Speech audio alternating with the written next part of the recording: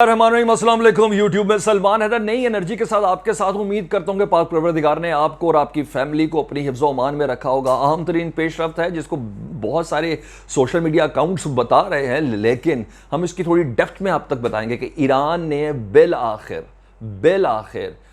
Atom bomb बनाने की सलाहियत मुकम्मल तौर पर हासिल कर लिया और इसकी गवाही कोई और नहीं दे रहा। इसलिए ईरान में इस वक्त जश्न है। इसकी गवाही टाइम्स ऑफ इसराइल दे रहा है। जी, वो लोग बता रहे हैं, इसराइल बता रहा है कि ईरान के पास अफजूदगी का इतना बड़ा ज़ख़ीरा अब मौजूद है। ये वो डिटेल्स हैं जिसकी बिना पे ईरान में इस वक्त खुशियाँ मनाई जा रही हैं, लेकिन आपकी तरफ आपको ईरान ने किसी और तरफ लगाया हुआ है। वो क्या है जी? खबर कि ईरान की एक और फैक्ट्री में ऑक्सीजन के सिलेंडर को धमाका हुआ है और उस धमाके में, यानी 3 दिन में यह तीसरा हमला है, धमाका हुआ और एक शख्स हलाक हुआ है। लेकिन उसके पीछे ये दूसरी खबर बहुत बड़ी है। ये कोई और नहीं कह रहा, IAEA के सरबराह, यूनाइटेड नेशंस की एक बॉडी है IAEA, जो पूरी दुनिया में एटम बम रखने वाले ममालिक की डिटर्नेंस का अंदाज़ा लगाते हैं। उन्होंने अपने एटम बम को, अपने जो ये वेपन्स हैं, इनकी हिफाजत के लिए, अपनी इस टेक्नोलॉजी की हिफाजत के लिए क्या इकदाम किए हैं। IAEA वो हैं, उसके सरबराह हैं जी, उनका नाम है राफेल ग्रोसी। ऑस्ट्रिया के इलाके वियना के अंदर प्रेस कॉन्फ्रेंस कर रहे थे। उन्होंने कहा, मैं ये बात आज आपके सामने बता दूं कि किसी भी मुल्क के एटम बम की सलाहियत हासिल करने से बहुत ज़्यादा बढ़कर सलाहियत ईरान हासिल कर चुका है। यूरेनियम अफजूदगी का 60% राशन रखा हुआ उसने एटम बम का, ईरान पहुंच चुका है। और इसकी जिम्मेदारी उन्होंने किसी को नहीं दी, आलमी ताकतों को दी है, अमेरिका को दी है। उन्होंने कहा 2015 में ईरान का रूस, अमेरिका, चीन, जर्मनी, बरतानिया और फ्रांस के साथ कॉन्ट्रैक्ट हुआ था, जिसमें 2018 में ट्रंप अपने दामाद के कहने पे इसराइली लॉबी के अंदर शामिल हुआ था। वो इस कॉन्ट्रैक्ट से बाहर निकल गए थे, जिस पर ईरान ने बहुत वावेला किया था कि अब तो हमारी सैंक्शंस उतरने का वक्त आया था। अब हम दुनिया में पेट्रोल की सप्लाई दे सकते थे, गैस की सप्लाई दे सकते थे, वाफर मिकदार की बिजली दे सकते थे। तो जब ये देखा गया कि एक आलमी सतह के इस मुआहदे से अमेरिका बाहर गया, तो ईरान ने अफजूदगी में इजाफा कर दिया। और इसकी मदासराई कौन कर रहा है ना? ये IAEA का चीफ कर रहा है। वो ये कह रहा है, राफेल ग्रोसी साहब कहते हैं प्रेस कॉन्फ्रेंस के दौरान, कि ये उस वक्त पे मैं कर रहा हूँ जब एक दिन पहले ईरान के साथ ये डील साइन होने जा रही थी कि 1 माह की और सर्विलियंस कैमरास की IAEA की जानिब से लगने की इजाज़त दी जाए। और उस वक्त ये मैं आपको कह रहा हूँ कि ईरान अब 60% तक इनरिचमेंट कर रहा है, अफजूदगी कर रहा है। साथ उन्होंने एक जुमले का इस्तेमाल किया कि अब जिनको बोतल में डालने का वक्त निकल गया है, बहुत मुश्किल हो चुका है। ये लफ्ज़ उन्होंने बोला है, जैनी इनटू द बॉटल। उन्होंने कहा 2015 में तसल्ली थी कि ईरान का जौहरी मुआहदा सिर्फ़ और सिर्फ अवामी सतह के लिए इस्तेमाल होगा और कमर्शल ज़रूरत का सिर्फ 2 से 3% रिक्वायर्ड होता है, और ईरान उस पर कारबंद था। लेकिन जब 2018 में अमेरिका निकला इस डील से, ये 2 से 3%, 2 से 5% का उन्होंने बोला, 2 से 5% का इजाफा 60% पर चला गया है। तो मैं यहाँ हज़रत अली का एक कॉल आपको बताऊंगा, जिस कॉल की बिना पर हम 3 दिनों से इन खबर को, हमारा फ़र्ज़ है कि खबर आपके साथ शेयर करनी, जिसमें हम कह रहे हैं कि ईरान के मिसाइल फैक्ट्री के ऊपर, ड्रोन फैक्ट्री के ऊपर धमाका हुआ है, ईरान की ऑयल रिफाइनरी के ऊपर, और आज की तारीख में ये जो हुआ है जिसमें एक शख्स मरा है। हज़रत अली का फरमान है कि दुश्मन की किसी की कमज़ोरियों पर नज़र रखने की मिसाल उस मक्खी जैसी है जो पूरे बदन को छोड़ के उस ज़ख़म पर जाकर बैठती है जहाँ से खून रिस रहा हो। तो दुनिया लगी भी बत्ती के पीछे कि ओहो ईरान पर अटैक हो गया, 3 साइबर अटैक हो गए, रोज़ ईरान की कोई फैक्ट्री उड़ाई जा रही है, रोज़ किया जा रहा है। नहीं, खबर वो है जो वॉइस ऑफ इसराइल या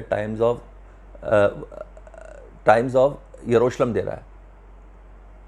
ये खबर है, और वो खबर दे रहा है कि ईरान ने जौहरी टेक्नोलॉजी हासिल की लिया, वो खित्ते के लिए ख़तरनाक है, बैलेंस ऑफ पावर के लिए ख़तरनाक है। यही वो वजह है, वही थ्रेट है कि आज तक जितनी मर्जी गीदड़ भभकियाँ आई हों अमेरिका की तरफ से, इसराइल की तरफ से, ईरान की सरजमीन पर बाज़ाब्ता कोई अटैक नहीं हुआ। ये साइबर अटैक्स है जिनका मैं 3 दिनों से आपके साथ जिक्र कर रहा हूँ। ईरान को मारने की कोशिश अगर की गई है तो कासिम सुलेमानी को मारा बगदाद के किसी एयरपोर्ट से बाहर आते हुए। ईरान की सरजमीन पे करेंगे तो फिर जो जवाबी थप्पड़ है ना, वो बड़ा तगड़ा है जी, उसका अंदाज़ा है सबको, सबको इस चीज़ का अंदाज़ा है। तो मैं वीडियोस जो बना रहा हूँ या रिसर्च कर रहा हूँ वो इस वजह से कर रहा था कि ताकि मुस्लिम उम्मा एक ताकत पे इकट्ठे हों। मैं हमेशा कहता हूँ सऊदी अरब के सोचने का वक्त है, वो गलत कैंप में चला गया है। इसराइल के लिए कंफर्ट जोन बना रहा है या अमेरिका से असले खरीद रहा है, किसके लिए? यमन और ईरान के लिए। अगर आप सिर्फ ईरान की के साथ आप सुलह कर लें, निकल जाए ना अरब और अजम की जंग से बाहर, तो खित्ते में इससे बड़ी ताकत कोई नहीं है। और खाने काबा है सऊदी अरब के पास, ले जाए खाने काबा के अंदर सबको, एक पेज पे खड़े हो जाए। हाँ, भुगतान हो सकता है। उस समिट कॉन्फ्रेंस में ये ऐलान हुआ था लाहौर में, जो एक मीनार बना हुआ है असम्बली के बाहर। फिर क्या हुआ था? लीबिया के सदर का क्या हाल हुआ है? जुल्फ़िकार अली भुट्टो जो उसको सरबराह कर रहे थे, उसका हाल क्या हुआ है? और तुर्की के सरबराह का क्या हाल हुआ था, ये आपको भी पता है। और फिर सऊदी अरब के सरबराह को कैसे इनसाइड ही फैमिली के अंदर ही मार दिया गया था। यानी इसके लिए थोड़ी हिम्मत दरकार है। जब वो लोग इतनी कर रहे हैं आपका दुश्मन, तो आप क्यों नहीं कर रहे? तो बहरहाल ईरान की जानिब से ये जो एक खुशाइंद खबर जिसमें आई है ना, जिसमें कहा है कि यूएसए इसका ज़िम्मेदार है, आलमी ताकतें इसकी ज़िम्मेदार हैं, और अब ईरान को के यूरेनियम का जो पोर्शन है ना वो बहुत ज़्यादा बढ़ चुका है। ईरान एटम बम बनाने की पूरी सलाहियत रखता है। और अब ईरान दरअसल अफजूदगी की तरफ नहीं, उस डिवाइस की तरफ है कि सिर्फ अब यूरेनियम रखना नहीं काम ना सारा, उस यूरेनियम को चलाना भी है, उस डिवाइस को बनाने में। वो है न्यूक्लियर डिवाइस पर काम कर रहा है इस टाइम। तो आपको हमें सबको बहुत बहुत मुबारक हो जी कि जब इसराइल कर रहा तो मैं तो खुश हूँगा ना सर। ईरान की तारीफ़ कर रहा है कि ईरान ने बना लिया यूरेनियम का, इतना ज़ख़ीरा कर लिया। मेरा वैसे मानना है कि ईरान बना चुका है। ये जो ऊपर ऊपर से फैक्ट्री है ना, नीचे कुछ और है, किसी को नहीं पता नेतन्स के नीचे क्या है, टनल्स के अंदर क्या है, बेसमेंट्स के अंदर क्या है, खुदाइयों के अंदर क्या है। Nobody knows. जिस तरह आप मुझे कोटा को नहीं पता, इंडिया वाले को ये नहीं पता कि बेंगलोर के अंदर क्या हो रहा है। Nobody knows. कैलकाटा में कौन सा क्या चल रहा है, नो बॉडी नोज। ये पब्लिक से रिलेटेड चीज़ें ही नहीं है, ये इंटेलिजेंस है। और उनकी इंटेलिजेंस बेस यूएस इंटेलिजेंस इसके अंदर शामिल है। उसका भी क्रॉस चेक मैं आपको दे रहा हूँ। Financial times, Reuters, times of Israel, ये 3 रेफरेंस मैंने आपको दिए हैं। तो कांग्रेचुलेशन जी कि ईरान इस कामयाबी की जानिब बढ़ा है। इन छोटे छोटे धमाकों और ऑयल रिफाइनरियों की लगी भी आग के ऊपर इतना आप तवज्जो ना दें। ये बहरहाल कुछ भी है, मुस्लिम उम्मा की कामयाबी की एक निशानी है, जिसने एक बार इजराइल को और अमेरिका को हिला कर रख दिया।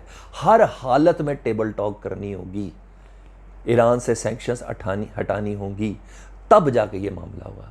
ये एटम बम चलाने के लिए नहीं बनाए जाते, ये सिर्फ दिफा के लिए बनाए जाते हैं। वो जहालियत के दौर ख़त्म हो गए, नागासाकी हिरोशिमा वाले जब अमेरिका ने किया था। अब वो दौर नहीं है। अब सिर्फ ये है कि भाई ध्यान करना, भाई ध्यान करना। पाकिस्तान भी यही कर रहा है, इंडिया भी यही कर रहा है, अब अमेरिका भी यही कर रहा है और चाइना भी यही कर रहा है। इसलिए इन ममालिक के अंदर कोई हमला नहीं कर पा रहा। समझ आई आपको? तो ये चीज़ डिटेल जो मैंने आपके साथ शेयर करनी थी। अगर ये मेरी डिटेल्स आप तक पहुंची और आपने इसको क्रॉस चेक कर लिया तो काइंडली इस वीडियो को शेयर ज़रूर कीजिएगा। लाल बटन दबा दें, चैनल सब्सक्राइब कर दें, हमारी आवाज़ बुलंद करें और हम मेहनत करें, हम हमारी टीम। तो उम्मीद है कि आपको पसंद आई होगी। अपना ढेरों ख्याल रखिएगा। अल्लाहुम्मा सल्ली अला मुहम्मद व आले मुहम्मद।